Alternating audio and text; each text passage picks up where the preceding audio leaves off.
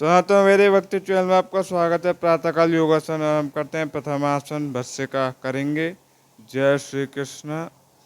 लंबे लंबे श्वास धीरे धीरे छोड़ते हुए लंबे लंबे श्वास लेंगे, धीरे से छोड़ देंगे। लंबे लंबे श्वास लेंगे, धीरे से छोड़ देंगे। लंबे लंबे श्वास लेंगे, धीरे से छोड़ देंगे। जो भक्तजन प्रथम बार सनातन वेदे भक्ति चैनल के माध्यम से योगासन वीडियो देख रहे हैं, कर रहे हैं, सनातन वेदे भक्ति चैनल को लाइक कर दें, सब्सक्राइब कर दें, कमेंट कर दें, शेयर कर दें।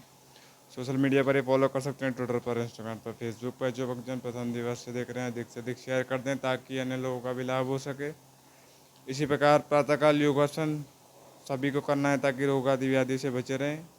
इस आसन को करने से कई सारे लाभ हैं। श्वसन तंत्र मजबूत होता है, पाचन तंत्र मजबूत होता है, शरीर में रक्त संचार सुचारू रूप से होता है, श्वास अवरोध धीरे धीरे कम होने लगता है, ऊर्जा का संचार होता है, चुस्ती और फुर्ती आती है शरीर में।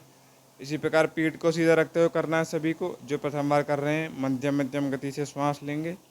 जो प्रतिदिन करते हैं, अपनी क्षमता अनुसार गति को घटा बढ़ा सकते हैं। इसी प्रकार करना है सभी को। लंबे लंबे श्वास लेना है, फिर धीरे से छोड़ देना है। लंबे लंबे श्वास लेंगे, धीरे से छोड़ देंगे। इसी क्रम में बार बार करना है ताकि अभ्यास बने। प्रतिदिन योगासन अवश्य करिए। अपनी दिनचर्या में योगासन को जोड़िए। किसी एक समय योगासन को करने का निश्चय करिए और प्रतिदिन योगासन करिए। इससे आपको लाभ ही लाभ होगा। अगला आसन कपालभाति करेंगे। पद्मासन में बैठ कर कर सकते हैं, नीचे रख कर कर सकते हैं पैरों को।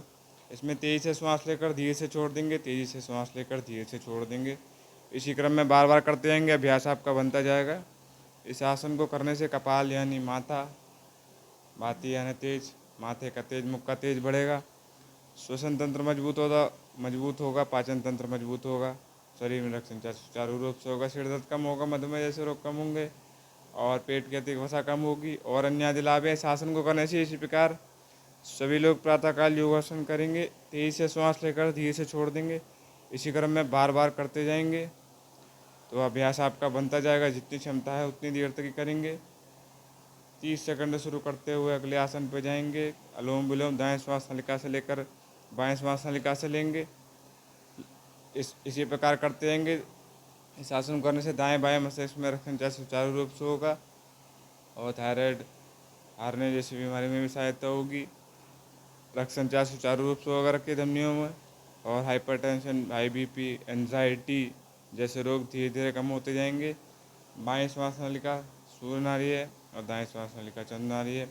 सूर्य नाड़ी से श्वास लेंगे तो शीतलता मिलेगी, चंद्र नाड़ी से श्वास लेंगे तो ग्रीष्मता आएगी। उसके बाद लंबे श्वास लेते हुए मन को एकाग्र करते हुए ध्यान लगाएंगे और ओम की ध्वनि का उच्चारण करेंगे।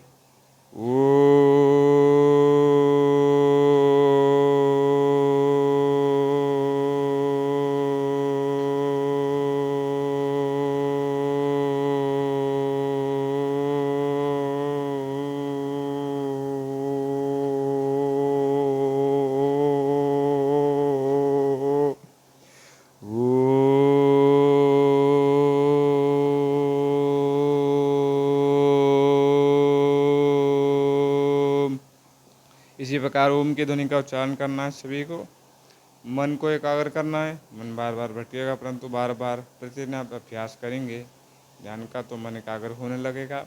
सभी विचारों को त्यागते हुए केवल और केवल ध्यान लगाइए केंद्र बिंदु बनाकर।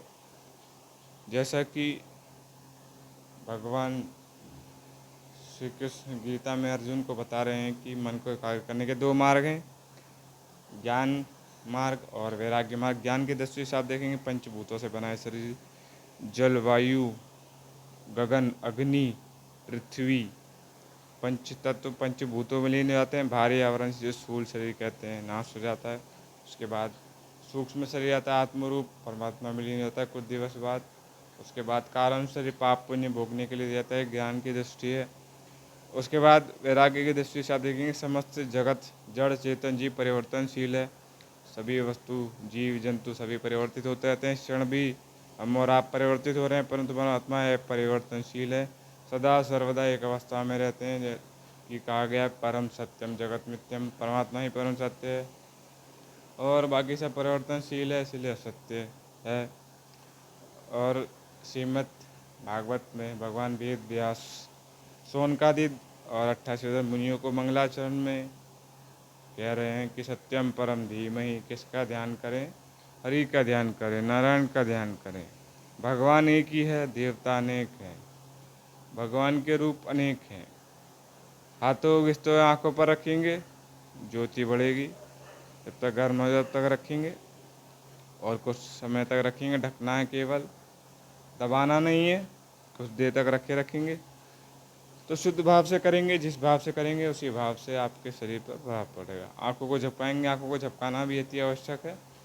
इसी प्रकार आँखों को झपकाएंगे, प्रतिदिन झपकाना अति आवश्यक है। हम कई बार झपकाते नहीं हैं तो आँखों पर जोर आता है। उसके बाद गर्दन को दाईं ओर बाईं ओर आगे और पीछे घुमाएंगे। एक अवस्था में रहने के कारण जो अकड़न आ जाती है धीरे धीरे कम होने लगेगी। इसी प्रकार प्रतिदिन करते जाएंगे तो अभ्यास बनेगा, गर्दन भी मजबूत होगी, रक्त संचार भी नस नाड़ियों में सुचारू रूप से होने लगे। इसी प्रकार करते जाएंगे, इसी प्रकार करते जाएंगे, करते जाएंगे, करते जाएंगे। प्रतिदिन करने से अभ्यास बनेगा। शुद्ध भाव से करेंगे तो और अच्छा होगा। कंधों घुमाएंगे आगे की ओर पीछे की ओर। कंधे भी एक अवस्था में रहेगा। एक बार उठाने से करवट इत्यादि में झटका लगा जाता है, धीरे धीरे कम होगा। नस नाड़ियों में रक्त संचार सुचारू रूप से होगा। कंधे खुलेंगे, कंधे मजबूत बनेंगे। इसी प्रकार करते जाएंगे।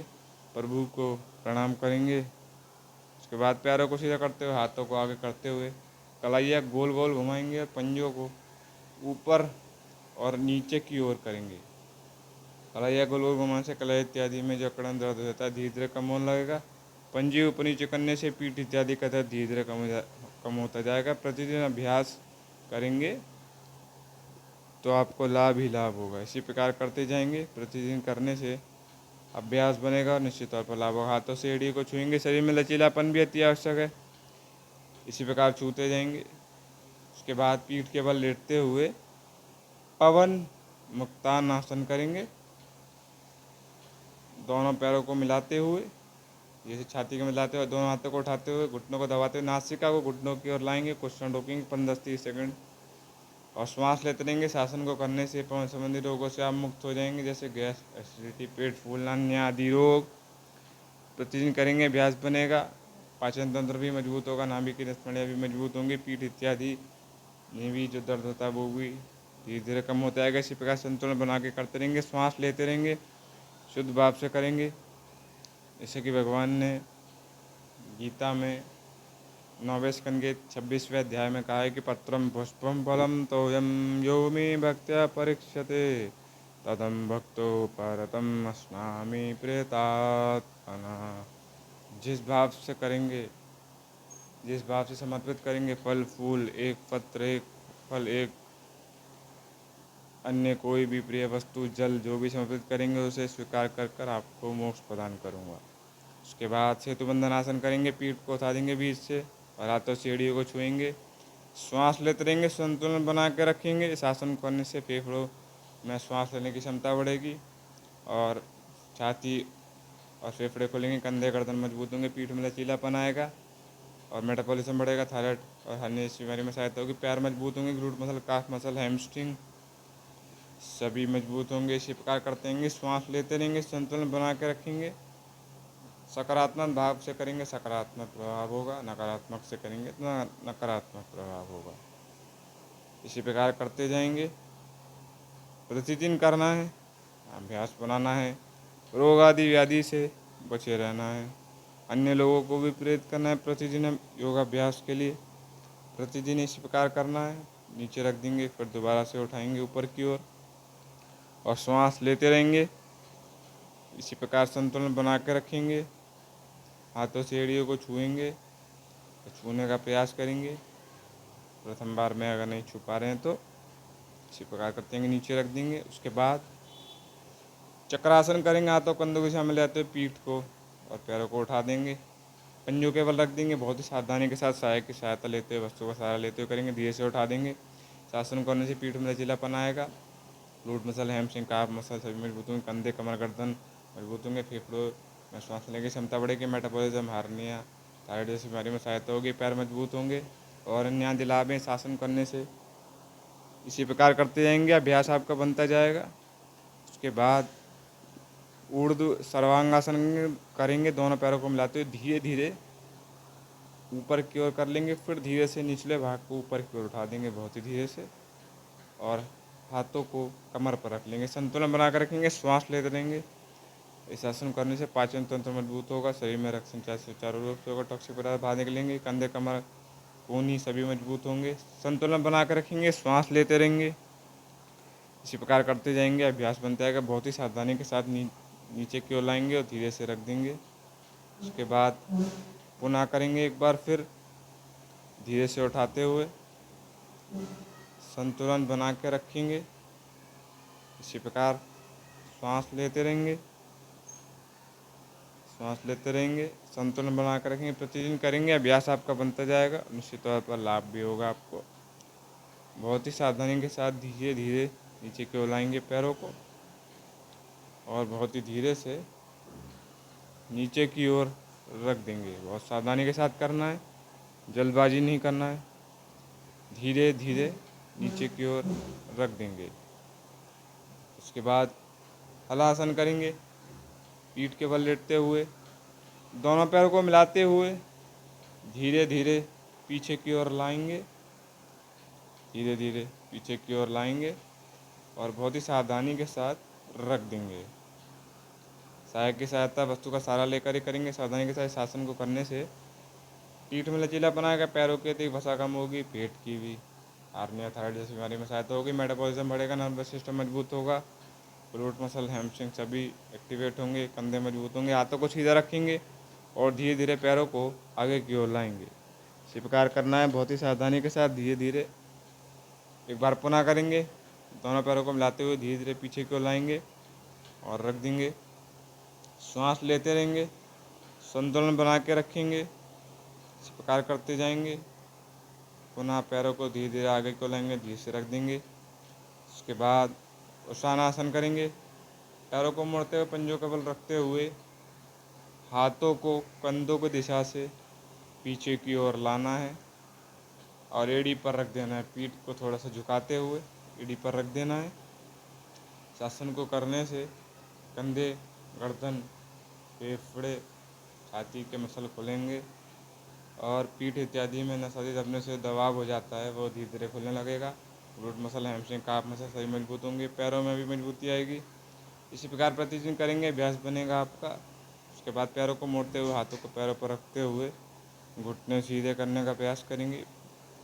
प्रतिदिन करते जाएंगे, अभ्यास आपका बनता जाएगा। इसी क्रम में करना है, प्रतिदिन करना है, इसी प्रकार करते जाएंगे, अभ्यास आपका बनता जाएगा। निश्चित तौर पर हाथों को मोड़ कर करेंगे, मस्तिष्क की नसों में रक्त संचार सुचारू रूप से होगा, गहरी निद्रा, अच्छी निद्रा आएगी। उसके बाद तुलासन करेंगे, पद्मासन में बैठ कर करेंगे। दोनों हाथों को पैरों को निकट रखते हुए धीरे से अपने भार को ऊपर को उठा देंगे, सांस अंदर खींचते हुए। जितना ऊपर उठा पा रहे उतना ऊपर उठाएंगे। इस आसन को करने से कंधे, कमर, गर्दन सभी मजबूत होंगे, कलाई भी, पाचन तंत्र मजबूत होगा, शरीर में बलिष्ठता आएगी। इसी प्रकार प्रभु दर्शन योगासन करने के लिए सनातन वैद्य भक्ति चैनल को लाइक करें, सब्सक्राइब करें, कमेंट करें, शेयर करें। जय श्री कृष्ण। राधे राधे राधे राधे।